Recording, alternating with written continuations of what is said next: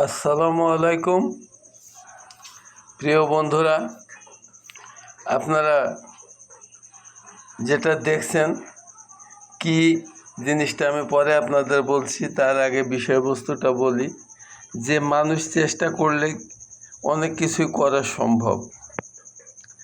কারণ ইউটিউবে বা ফেসবুকে দেখে আমার ছেলে নিজে নিজে শখ করছে যে আমি রসমালাই বানাবো, আর সেই কথা মোতাবেক জিনিসপত্র গুছায় এই যে কালকে রাত্রে এই রসমালাইগুলো বানাইছে।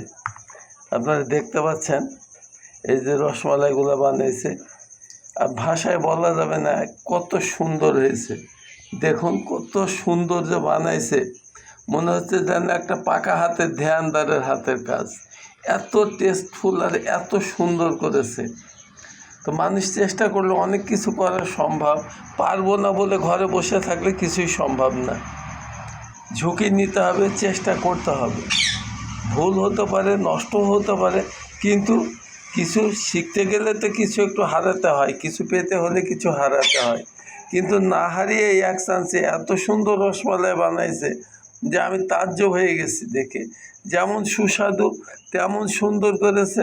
এই যে দেখতে পাচ্ছেন, এই যে দেখতে পাচ্ছেন, ও মিষ্টি খুব একটা ভালোবাসে না, কিন্তু আমি খুব মিষ্টি প্রিয় লোক, তাই এই যে রসমালাই বানায় আমার জন্য রেডি করে দিয়েছে।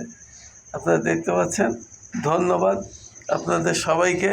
সবাই ফেসবুকে দেখে রসমালাই বানানোর চেষ্টা করুন, আপনারাও পারবেন। আসসালামু আলাইকুম, আবার দেখা হবে।